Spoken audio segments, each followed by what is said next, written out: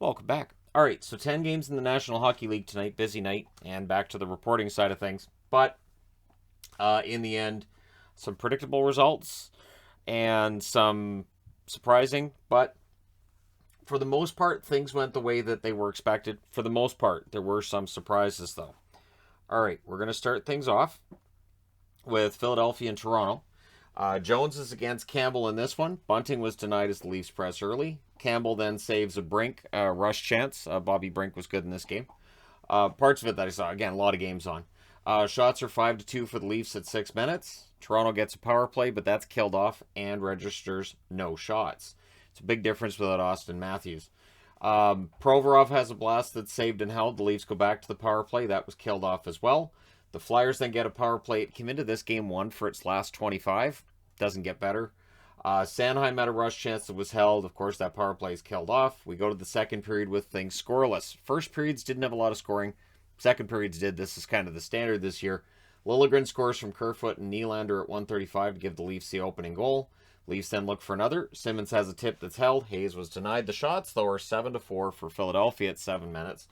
And at 8:07, it's Van Riemsdyk scoring from Yandel and Konechny on the second rebound for JVR. So he just worked at it and buried it. Mikheyev then has a near miss in close. The Leafs press with 7.5 minutes left. They get themselves a power play, and they score on it. It's Nylander from Marner and Tavares at 13:39.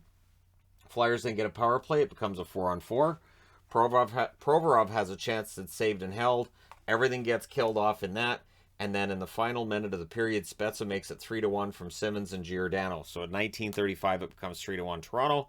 That's basically where it's done. And it was a really nice three-way pass. Spezza started the play with a turnover. So go to the third period. The Leafs get a power play. Bunting was denied from in close. That's killed off. The Flyers then get a power play. It's killed off, but it did manage 5 shots. So that was a good power play, just doesn't get a goal. The Leafs press at the half, and at 10 minutes and 11 seconds, Nylander gets the second goal of the game to go with a helper from Kampf and Lyubushkin. Kampf initially, it looked like probably got the goal, but it did go in off Nylander. The Leafs then press for more, and they press again with 8 minutes left. The Flyers press with 4 minutes left. Eventually, Addard gets a goal at 17:26 to make it 4-2. So you have to pull the goalie down by 2. They do that with 2 minutes left, and Mikheyev hits the empty net for Mengval and Brody at 18:27. We then had a fight between McEwen and Lyubushkin before the game's out, but Toronto wins this one 5-2. They go to 51-20-6. For Philadelphia, they're 23-43-11. Your 3 stars are Nylander, Campbell, and Konechny. The shots, 15-12 Philadelphia in the first, 14-8 Philadelphia in the second, 10-9 Philadelphia in the third. They played well, just the goaltending difference and just Toronto getting some breaks. Final shots are 39-29 Philadelphia. They go for 3 on the power play. Toronto 1 for 5. The hits were 58-33 for Philadelphia, so they outshot them and outhit them. Jones saves 24 out of 28. Campbell saves 37 out of 39. Excellent game by Jack Campbell. So that's good news for Toronto. And so you're looking at 5 more games until we get into the playoffs if you're Toronto. And that's kind of exciting, isn't it? All right, next up, Minnesota and Montreal. It was Talbot versus Price in this one. I guess the good news is Price had pretty good stats in this game. Nobody else from Montreal did.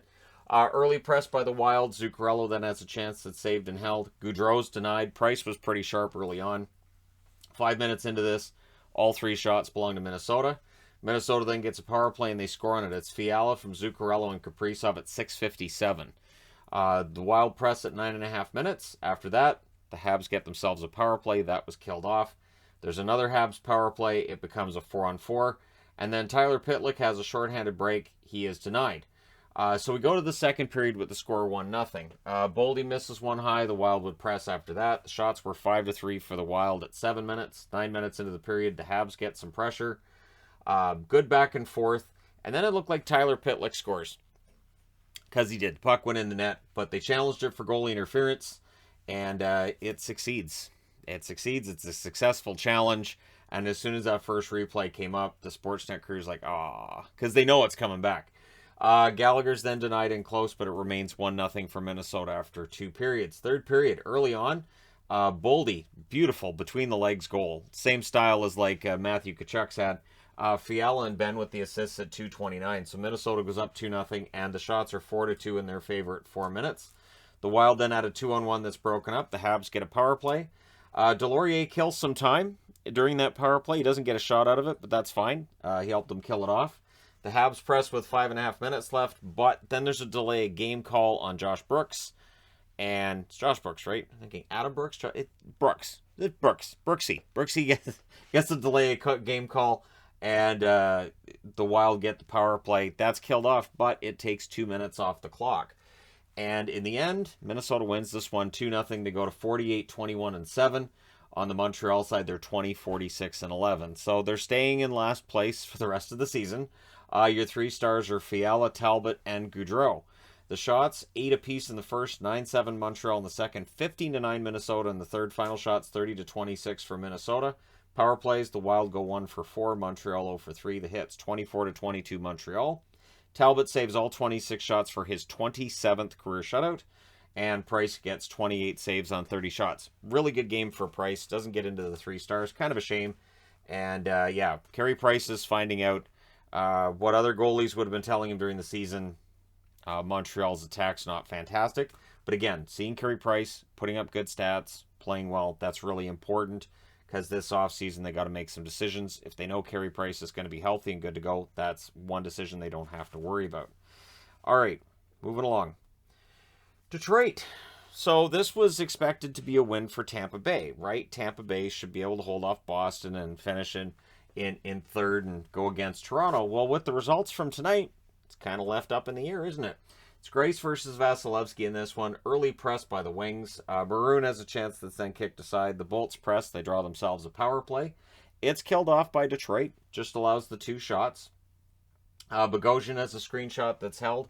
The shots are 6-1 in favor of Tampa Bay at the half. And the Wings were stuck on 1 shot for a while.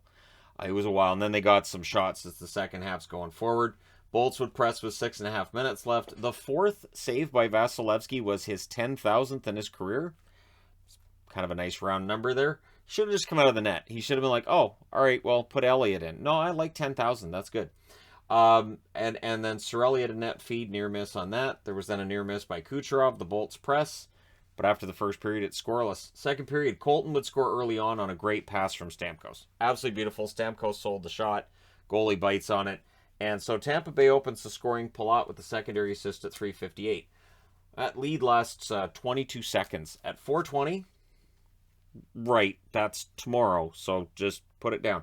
Sundqvist scores from DeKaiser and Sider, and then the Wings get a power play. They don't score on it, but shortly after it ends, I think it's like 6 seconds after the power play's over, Vrana scores from Zadina and Weidman at 6:34. So, or not Weidman, Wallman. I don't know why I put Weidman. It's Wallman, Jake Wallman with the assist. Weidman was not traded from Montreal to Detroit. He didn't have like some premonition, can I go to Detroit?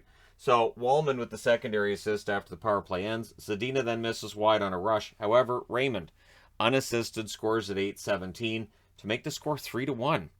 Tampa Bay, though, gets a power play. They score on it as Kucherov from Hedman and Stamkos at 9:47. Took 7 seconds into that power play for Tampa to score. So now it's 3-2.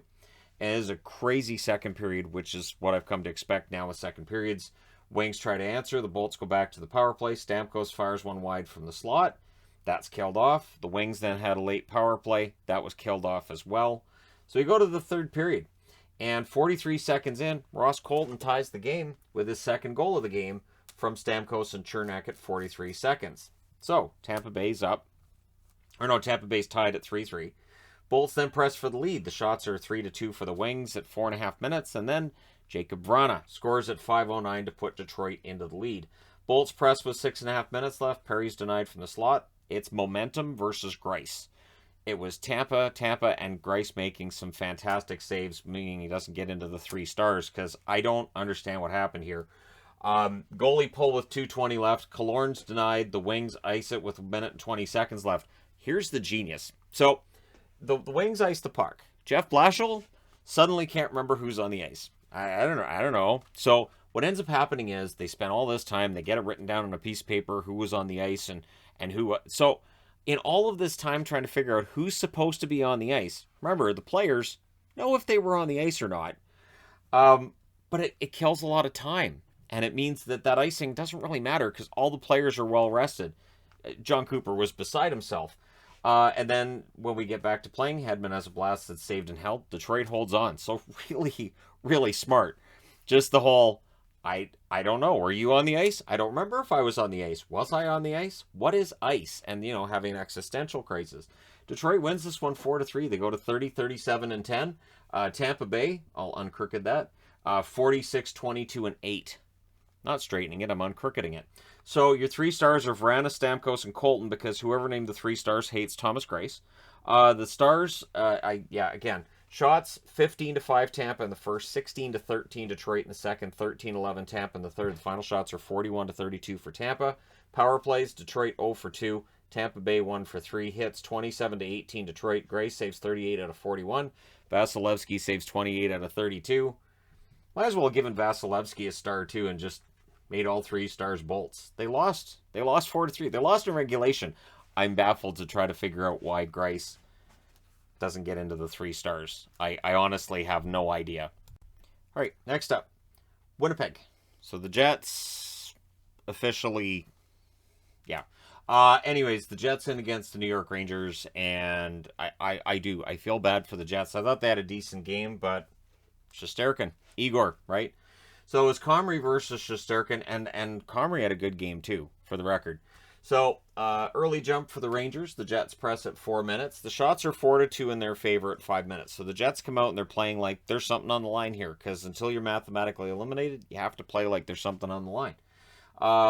There's a press then by the Rangers at 8 minutes. In fact, the shots are 7-4 in their favor with 6.5 minutes left. So the Rangers are taking that momentum from the Winnipeg Jets. DeMello nearly scores. The puck looked like maybe to trickle through, but Igor actually did save it and hold on to it. The Jets press with 4.5 minutes left. Lafreniere then had a rush chance that was saved. It's scoreless after 1, much like a lot of action was tonight. Second period, shots are 6-2 for the Jets at 4.5 minutes. The Rangers, though, they press at 5 minutes. Barron had a chance to deflect high. This was a battle between guys who used to play for the Rangers and guys who used to play for the Jets as well. Lowry can't bury one. The New York Rangers then rush. We end up with a post for Sanford, for Winnipeg as well. The Rangers, though, they get a power play and they score on it. It's Strome. Scores from Zibanejad and Panarin at 15:57. So, Winnipeg keeps it scoreless for that long. Ehlers had a rush chance that was saved and held. Wheeler's denied as the Jets press. Goudreau has a chance that's blocked. Strong finish by the Rangers. Very strong finish to this period by the Rangers. Up 1-0 after 2. Third period, Appleton's denied early.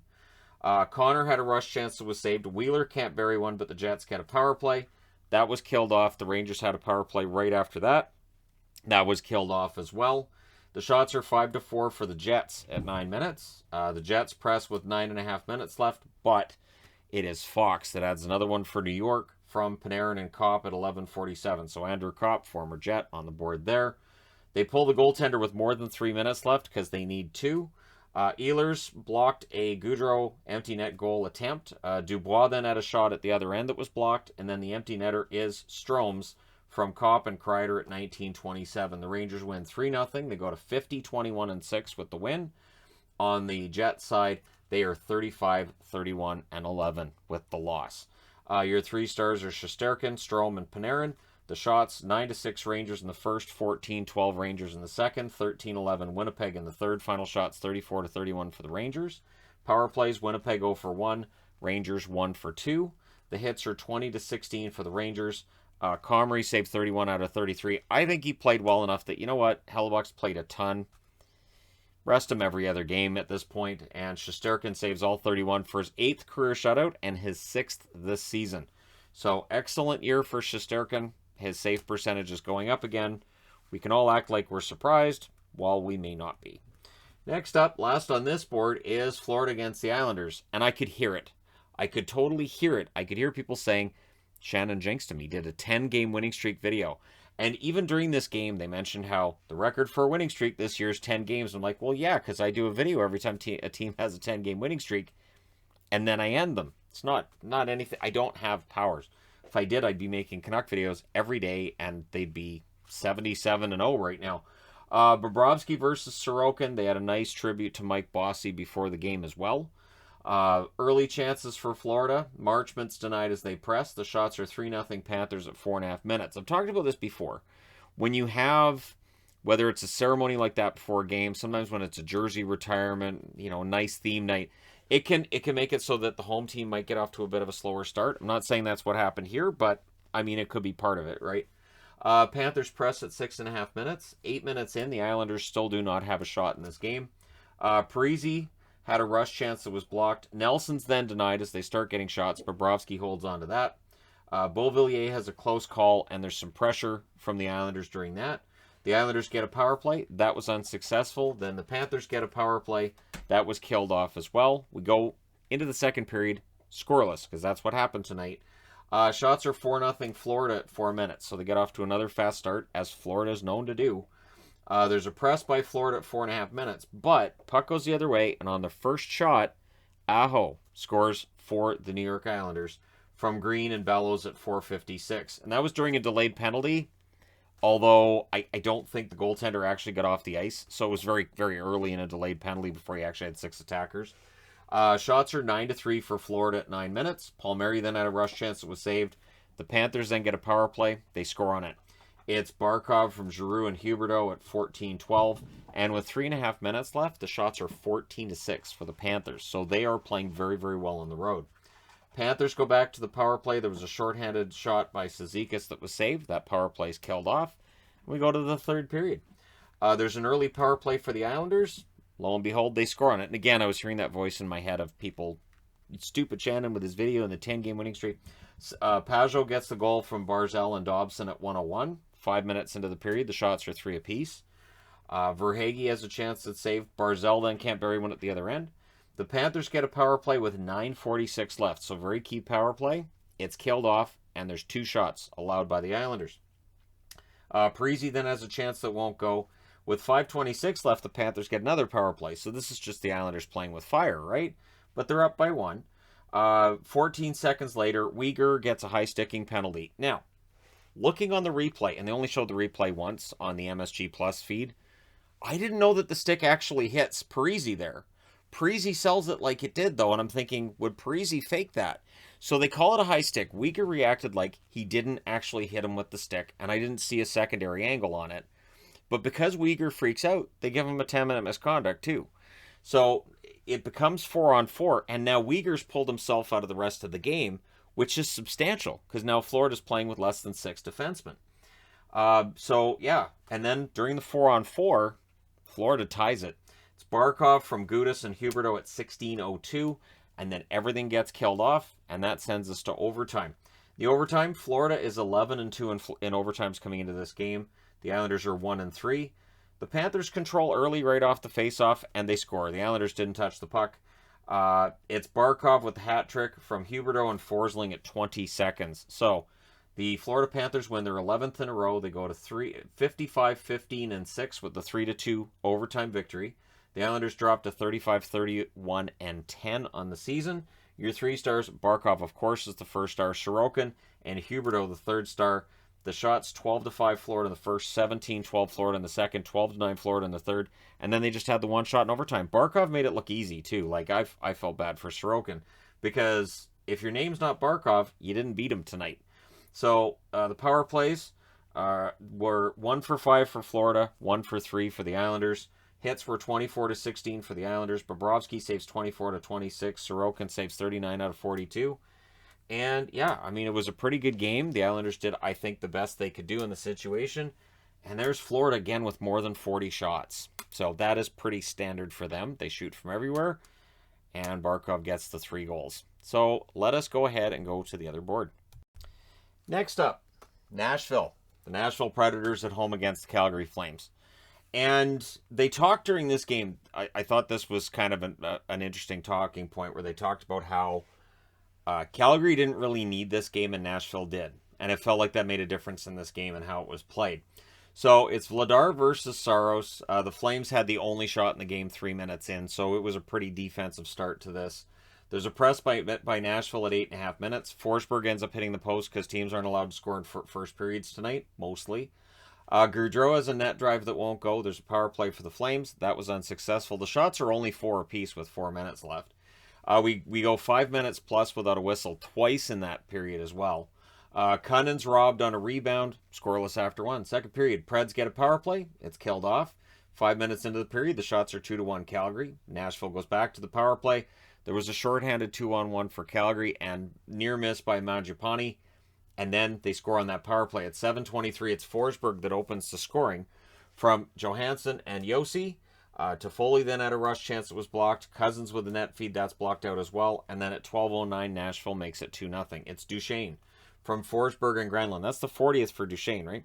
Amazing season he's had. Flames then get a power play. Mangiapane scores from Tkachuk and Gaudreau at 15:13. So there you go. You can almost feel him, calling his dad and going, hey, so dad, 99 points. So, there you go, 99 points. He passes his dad's record in a season of 98 points with his 99th. So, yeah, Preds try to answer with 2:58 left. They get a power play. That was killed off. The Preds got some pressure after that, but it's 2-1 Nashville after 2. Third period, Lindholm has a chance to defend it out. Forsberg's denied in the slot. The shots are 2-1 for Nashville, 5.5 minutes in. Not a lot of shots on net in this game, really.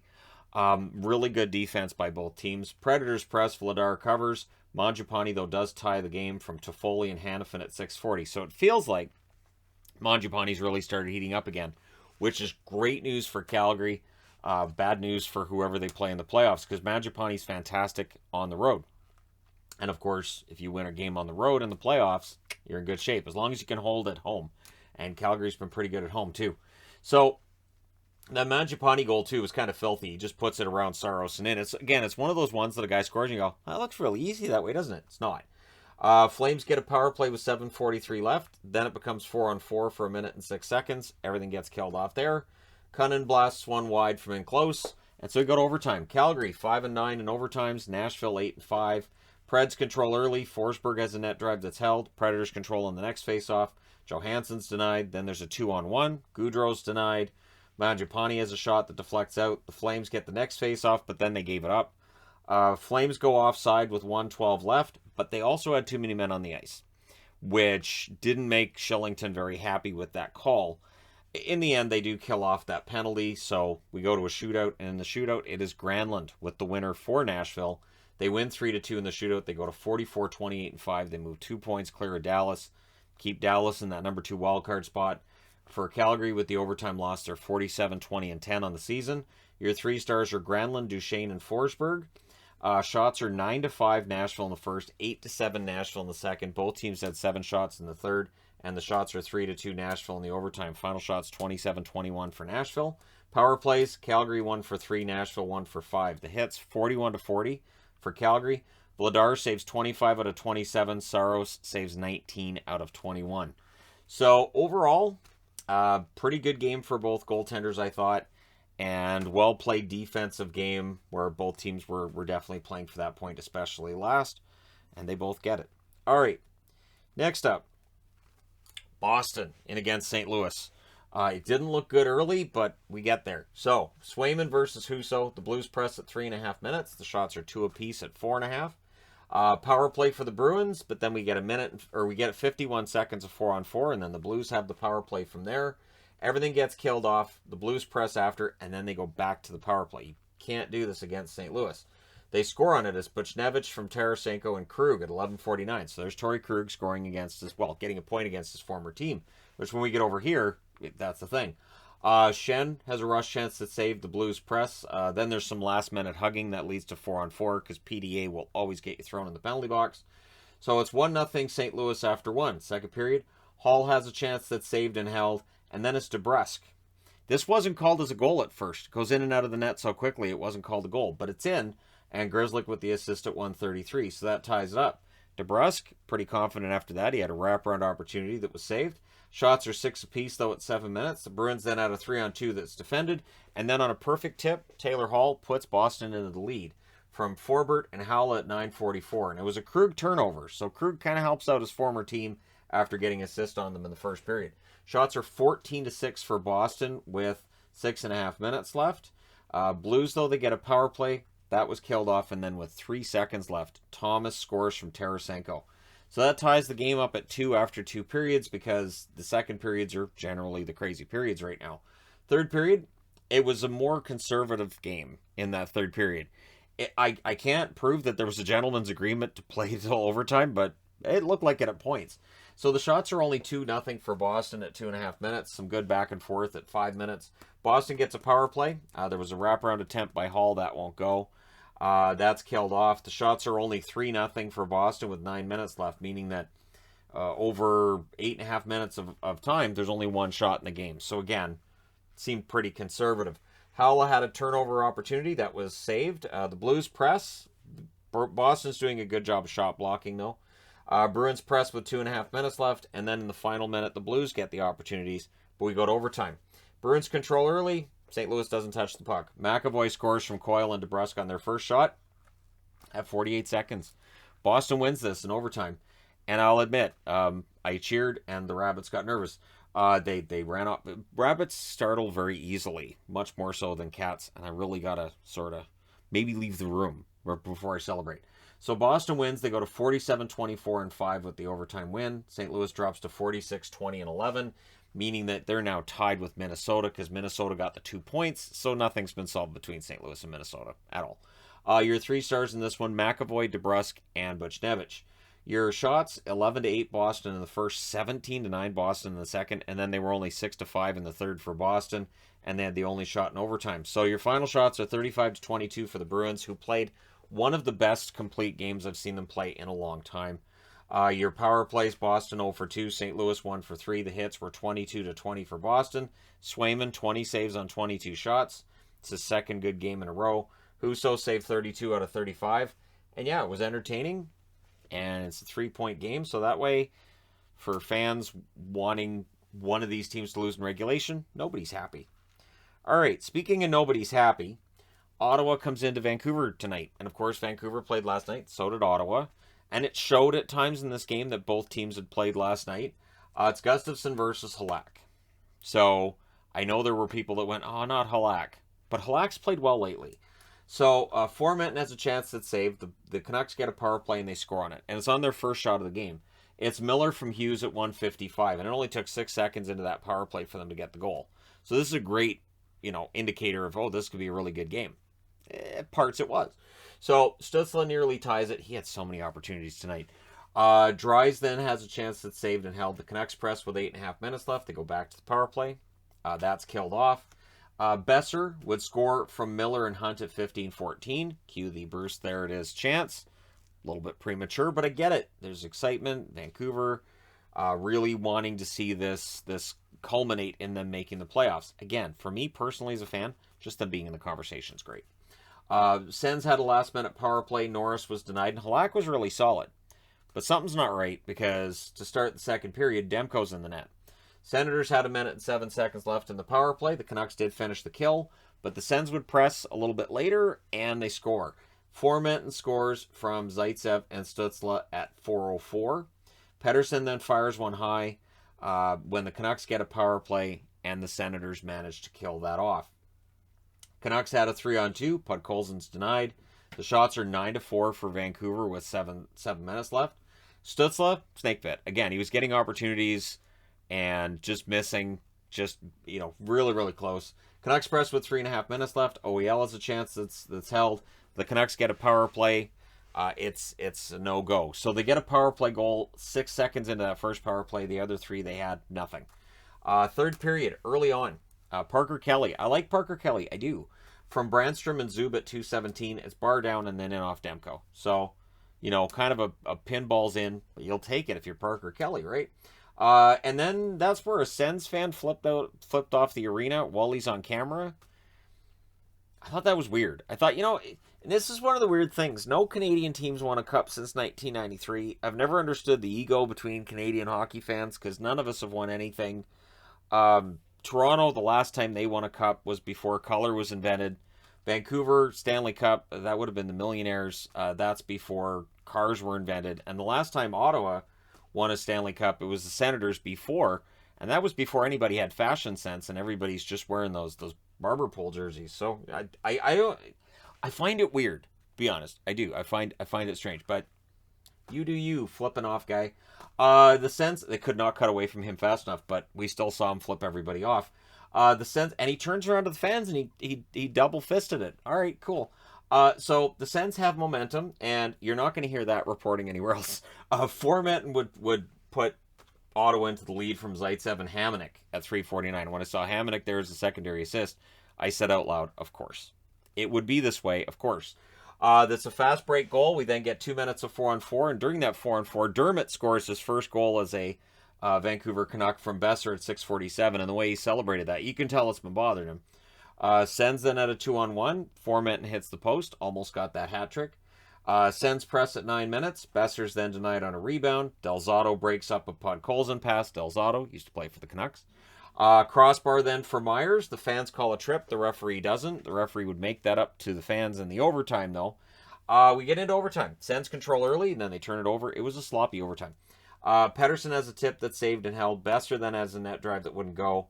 Miller turns it over, but he ends up getting it back.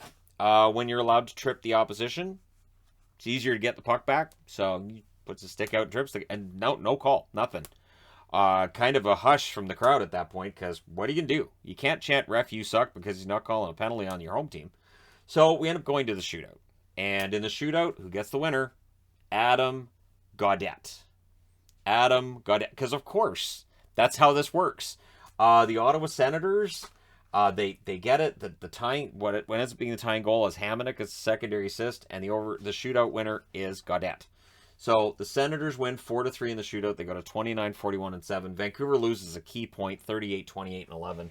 But you're not going to run the table to end the season. Teams, I mean, it'd be great if they did, but it's not going to happen. And again, there's just so much tension in this game, and you can feel like it's just every shift feels really, really important, and that it's exhausting.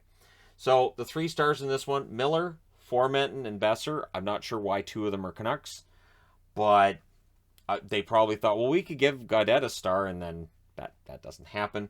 The shots: 14-10 Ottawa in the first, 16-8 Vancouver in the second, 10-8 Ottawa in the third, and Vancouver had all 3 shots in the overtime. Final shots: 37-32 Vancouver. Power plays: Ottawa 0 for 1, Vancouver 1 for 4. Hits are 39-23 for Ottawa. They were really hitting a lot tonight. Gustafsson saves 34-37, and again, if I had a vote, I would have given Gustafsson the 3rd star. I thought after allowing a goal in the first shot, he really locked it down. Halak saves all 14 shots. Demko saved 15 out of 18. We'll never know what would have happened if Halak stays in the whole game, right? Because again, Halak's played well lately. All right, moving along. Just make sure I got the right. So this is for my timestamps, because I saw somebody ask about why does he have the book for timestamps. All right, LA in against the Anaheim Ducks. It's Quick versus Gibson in this one. Both goalies played extremely well. And again, it shows California teams really hate each other. Early press by the Ducks. The Kings then press at 3 minutes. The Kings get a power play. That was killed off. The shots are 4-0 LA at 7 minutes. The Ducks press with 8 minutes left. LA had a better period than Anaheim, but after the first period, nothing is solved. It's scoreless. Second period, it doesn't stay scoreless for long. On what was kind of a scrambled face-off, Kempe ends up getting the puck and puts it in at 27 seconds. So the Kings technically win the face-off, but a Duck player touches it, and then it goes to Kempe, so there was no assists on the goal. Lundestrom was then denied. There's a power play for the Ducks. They score on it. It's Henrique from Terry and Fowler at 5:36, and that was with 5 seconds left in the power play. In fact, I was writing killed on the board, and I had to take it off because, the Ducks scored. Dislike was ramping up. This is California teams against each other. There will always be a lot of pushing, shoving, and some punching, and refs eventually will just kind of let a lot of it go. We get 2 minutes of 4-on-4 out of that. The Ducks then get a power play. That's killed off. The Ducks go back to the power play. Getzlaff can't bury one there. Quick, fantastic. During that penalty kill, it is killed off. So you go to the third period, scored at 1. So the Kings score. The referee says, nope, goalie interference. It's incidental, and it's barely. And I don't think that there's any way that Gibson saves it anyways. So they challenge it. And the challenge succeeds. So Danault gets the goal. He's up to 25 on the year, I do believe, from Arvidsson and Roy at 32 seconds. And the shots 4.5 minutes into this are 3-0 for the Kings. They did a pretty good job of locking it down. Ducks get a power play. That's killed off. Lizotte has a net feed. There's a near miss there. There was a dangerous pass to the net. Quick comes out and just covers it up. So just get the whistle, right? Kings were employing a 1-3-1. So just one attacker, 3 across the middle, and 1 back. And if you get the puck coming through the neutral zone, all 5 Kings are back. So really good trapping style being played by the Kings in the third period. Athanasiou has a blasted save. The Ducks are getting zone time, but the Kings are shot blocking. Kings are doing a pretty good job of playing this out. Iafallo fires one high on a rush. They pull the goaltender in the final 2 minutes. With 36.9 seconds left, the Ducks call a timeout. And then the Kings beat out an icing. I think it was either Iafallo or Lizotte beat out the icing. But it was really good. You know, that's one of those, you clear the puck out, you ice it, but if you can beat out the icing, even better. So the Kings hold on. They win this one 2-1 in Anaheim. They go to 41, 27, and 10. So now they move another point further ahead of Vancouver, and they don't have to worry as much about Vegas. On the Anaheim side, they're 30, 34, and 14. They tried, but in the end, the Kings just locked it down. The 3 stars are Quick, Dano, and Henrique.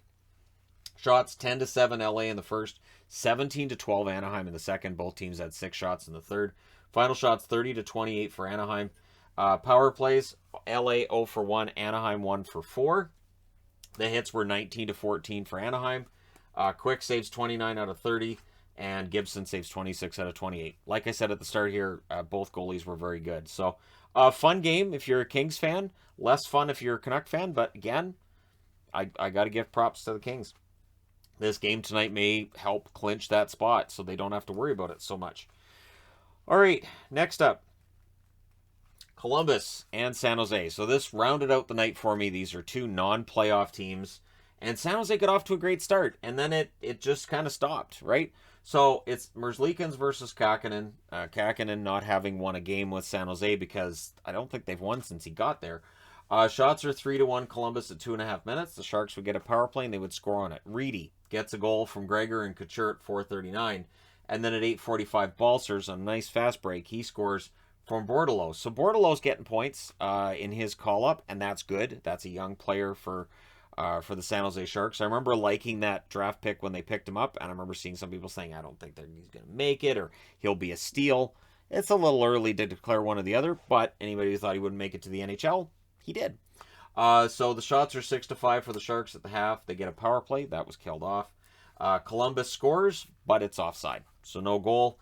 And then Reedy would score from Shimilevsky at 18-14. So it's 3-0 San Jose after the first. They're getting all the breaks, and it looks like this could be a laugher. But it's San Jose. Second period. Columbus gets a power play. Good kill by the Sharks, though. Bordelot then had a rush chance that was defended. Things get punchy after a Kakkonen hold because San Jose probably knew that LA and Anaheim were punching each other, so why let them have all the fun? Gregor has a chance to scare. Voracek has a fast break that's saved. Gregor has a chance to send kicked aside. Shimilevsky hits the outside of the net as the Sharks were pressuring. Power play for Columbus, that's killed off. And then with 23 seconds left, Columbus goes back to the power play on the second 2-minute men on the ice call against San Jose in a row. So I understand there's some young guys in the lineup. There may be some line combinations that aren't used to playing together. You normally don't see too many men on the ice called on the same team more than once in a game, other than in the first couple of weeks of the season, or especially in the preseason. So you go to the third period, no harm, no foul there until at 1:32 as the power play's rolling down, Columbus scores on it. It's Roslovic from Danforth, and Johnson gets his first point for Columbus. Kudos to him on that. And again, the young players getting their names on the board here. Sharks press at 5 minutes. Danforth then can't bury one in close when he gets the opportunity. Kakkonen was sharp as Columbus is pressing. We get 2 minutes of 4-on-4. Roslovic would end up scoring at 13:33 from Voracek and Bean. I believe that was a 5-on-5 goal, but Columbus has momentum. Now it's only a 1-goal game, and they had a lot of jump. They were getting through the neutral zone pretty easily, and I had that concern of, oh, please don't let this go to overtime in a shootout because it's a game between 2 teams that aren't making the playoffs, and I want to get this done. Pressed by Columbus with 3 minutes left. They would pull the goaltender with 1.5 minutes left. They do not tie it. San Jose holds on and wins this one, their first win in 11 games. They go to 30, 34, and 12 with the win. For Columbus, they're 35, 36, and 6, so they've dropped below NHL 500 with that one. Your 3 stars are Reedy, Roslovic, and Balcers. One of the best names in hockey, Rudolph's Balcers. Your shots, 12-7 San Jose in the first, 10-8 Columbus in the second, 8-7 San Jose in the third. Final shots, 28-24 for the Sharks. Power plays, Columbus 1 for 3, San Jose 1 for 2. Hits, 36-29 for Columbus. Merzlikins saves 25 out of 28. Kakkonen saves 22 out of 24. So there you go. You guys are all caught up on tonight's action. Let me know your thoughts in the comment section below as always. Don't forget to hit like and subscribe. If you're browsing your way through, you just happened upon this video. Thank you guys so much for watching, for all your support. I will talk to you again soon.